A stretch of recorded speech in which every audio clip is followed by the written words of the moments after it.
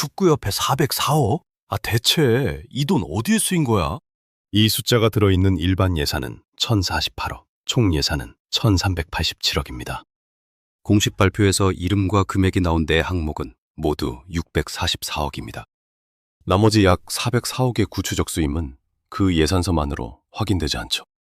빼돌렸다는 뜻은 아닙니다. 오늘 말하는 배신은 돈의 목과 결과와 공개가 모두 납득되는지를 묻는 말입니다. 대표팀 320억, 생활축구와 저변은 83억. 그런데 대표팀 320억도 총 예산으로 보면 4분의 1이 채 안 됩니다. 생활축구와 저변은 그보다 더 적습니다. 대표팀의 약 4분의 1이죠. 왜 이런 예산이 만들어졌고 왜 책임질 구조는 남지 않았을까요? 대한축구협회, 우리에겐 국가대표의 상징이죠. 그리고 돈으로 봐도 잘 나가는 조직이죠. 올해 총예산 1387억 원. 협회가 밝힌 자체 수입은 1181억 원. 스폰서와 중계권, FIFA 지원금까지 더한 돈이죠. 자체 수입은 1년 전보다 43% 늘었다고 협회가 밝혔습니다. 토토 기금과 국고 보조금 등 공적 자금도 243억 원이 편성됐습니다. 다만 자체 수입과 공적 자금은 분류가 달라. 단순히 더해 총 예산과 맞출 수는 없습니다. 돈이 마르지 않는 조직. 분명한 건 올해 예산 규모가 1387억 원이라는 사실입니다. 그런데 이 돈이 정작 어디에 쓰이는지 일반 예산 1048억부터 따라가 볼까요? 궁금했습니다. 협회가 직접 낸 2026년 예산서가. 그래서 열어봤습니다. 총 예산은 1387억 원. 여기서 축구파크 339억을 뺀 일반 예산은 1048억 원입니다. 첫째, 가장 큰 공개 항목은 대표팀 경쟁력 강화 320억. 숫자만 보면 커 보이죠. 하지만 총 예산 1387억을 분모로 놓으면 23.1%. 가장 많이 쓴다는 대표팀조차 전체의 4분의 1이 채 안 됩니다. 적어도 총 예산 기준으로는 대표팀이 대부분을 가져간 그림이 아니었습니다. 둘째, 생활축구 활성화와 저변 확대는 약 83억. 대표팀 320억에 25.9%. 약 4분의 1입니다. 대표팀의 목도 전체에선 작고 생활축구와 저변은 그보다 더 작았습니다. 한쪽만의 문제가 아니었습니다. 셋째, 나머지를 더해보겠습니다. 기술 발전 및 지도자 심판 육성 138억. 각종 국내 대회 운영 103억. 네 항목을 다 더하면 644억. 일반 예산 1048억에 61.5%, 6할 남짓입니다. 그리고 약 404억이 남습니다. 404억이면 하루에 1억씩 써도 1년이 넘는 돈이죠. 협회가 공식 발표한 예산서엔 이름과 금액이 함께 나온 항목이 이 4개였습니다. 그래서 나머지 약 404억이 구체적으로 어디에 쓰이는지는 그 예산서만으론 확인되지 않습니다. 머니투데이도 세부 내역이 공개되는 것은 아니라고 보도했습니다. 다만 국세청 결산서류 공시는 따로 있습니다. 그러니 404억이 사라졌다거나 빼돌렸다는 뜻은 아닙니다. 문제는 공개입니다. 시민이 예산 발표만 보고는 그 돈의 구체적 쓰임을 확인하기 어렵다는 거죠. 대표팀의 목도 작고 생활축구와 저변은 더 작고 나머지 돈의 설명도 충분하지 않았습니다. 그렇다면 이름이 붙은 138억은 어떤 결과와 나란히 놓여 있을까요? 이번에는 이름이 붙은 138억을 보겠습니다. 기술 발전 및 지도자 심판 육성 138억. 2026년에 배정된 예산입니다. 그리고 바로 전해인 2025년. 머니투데이 보도 기준 K리그 오심은 79건이었습니다. 1년 전 28건에 약 2.8배. 138억 때문에 오심이 늘었다는 뜻은 아닙니다. 시점과 범위가 다른 숫자니 인과로 묶을 수도 없습니다. 다만 큰 육성 예산과 직전 해의 심판 성적표를 나란히 놓고 볼 수는 있습니다. 지도자 행정의 실패는 홍명보 선임이 처음이 아니었습니다. 협회는 크린스만 감독을 부임 약 1년 만에 경질했고 위약금은 약 70억 원으로 추산됐습니다. 문체부 감사는 클린스만과 홍명보 두 선임 모두 규정과 절차를 위반했다고 지적했습니다. 법원도 회장의 권한 없는 개입과 전력강화위원회 무력화를 인정했습니다. 138억을 배정했다면 무엇이 나아지는지 보여줄 지표도 따라야 합니다. 대표팀 성적표도 보겠습니다. 2026 북중미 월드컵 조별리그 탈락. 1승 2패 조 3위. 32강 문턱도 넘지 못했습니다. 320억 때문에 탈락했다고 단정할 실은 없습니다. 하지만 320억과 이 성적표를 함께 놓고 투자가 무엇을 바꿨는지는 물어야 합니다. 세금만 봐도 그렇습니다. 최근 5년간 협회에 들어간 공적 자금은 2,542억 원. 5년간 2,542억이면 한 해 평균 508억 꼴입니다. 문화체육관광부 감사에선 위법하고 부당한 사안 27건이 지적됐습니다. 그 27건에는 문체부 승인 없이 실행한 665억 대출과 거짓 사업계획서로 받은 국고보조금 56억이 있었습니다. 법원은 대출을 정관 위반으로 받고 문체부는 보조금 환수를 요구했습니다. 자문 내역 없이 비상근 임원 34명에게 지급한 3년여 28억도 감사 지적사항입니다. 27건 전체가 법원에서 확정됐다는 뜻은 아닙니다.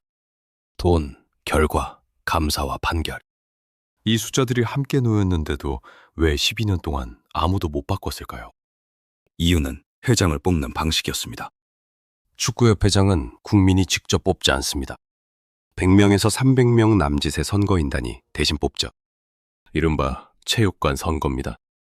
이 구조에서 한 사람이 12년을 지켰습니다. 무려 4선. 이 구조가 책임지는 방식은 실제 사건에서 더 선명했습니다. 2023년 협회는 승부조작 연루자 48명을 포함한 100명을 사면했다가 사흘 만에 철회했습니다. 부회장단과 이사진은 총사퇴했지만 당시 회장은 회장직을 유지했습니다. 대통령이 공개적으로 쓴소리를 했는데도 협회는 또 같은 간선제를 고수했습니다. 견제할 사람도 바꿀 방법도 마땅치 않은 구조. 예산의 목과 공개를 물어도 정작 책임을 바꿀 장치는 여전히 헐거웠던 겁니다. 여기엔 이런 논리도 있었습니다. 축구협 회장은 재벌 총수라야 한다. 자금줄이 있어야 결정적일 때 협회를 지탱한다는 거죠. 실제로 지난 회장 선거에서도 그 재력이 강점으로 내세워졌습니다. 그런데 KBS 보도에 따르면 정몽규 전 회장이 13년간 개인 사재로 협회에 낸 돈은 3천만 원이었습니다. 2015년에 1천만 원, 2018년에 2천만 원. 그게 정부였죠. 물론 이건 국세청에 공시된 결산서류 기준 개인 사재만 따진 금액입니다. 기업 후원이나 대표팀 지원은 별개죠. 회장 본인도 축구인들과 만나며 낸 밥값이 그 몇십 배는 될 거라고 반박했습니다. 다만 자금줄이 되어야 한다던 명분과 개인이 실제로 내놓은 숫자 사이엔 적지 않은 거리가 있었습니다. 그리고 마침내 그 회장이 물러났습니다. 그런데 13년 만에 그 사태가 좀 이상했습니다. 2026년 7월 6일 정몽규 회장이 13년 만에 사임서를 냈습니다. 발표문은 단호했습니다. 모든 부족함과 과오는 오롯이 저의 책임입니다. 책임지고 떠난다. 그런데 여기서 열어봐야 할 게 있습니다. 사표한 건 협회장 자리였습니다. 국제무대 자리는 그대로 남았거든요. 협회장직과 국제직은 애초에 별개의 자리입니다.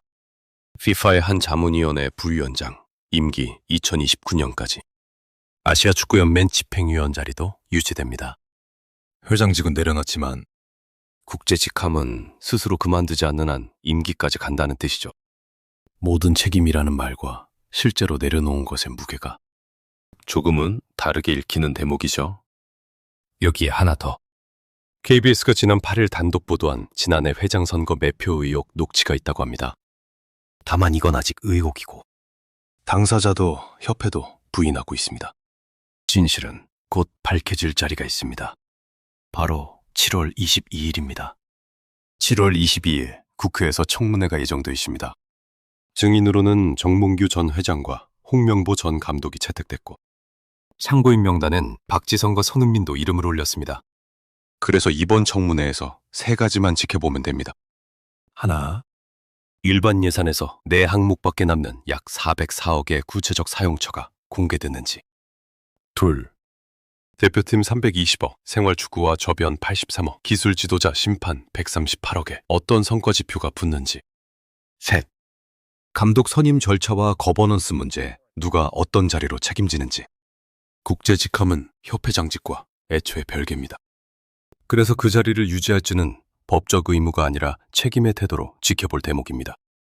이 세 가지가 답을 얻어야 비로소 진짜 책임입니다.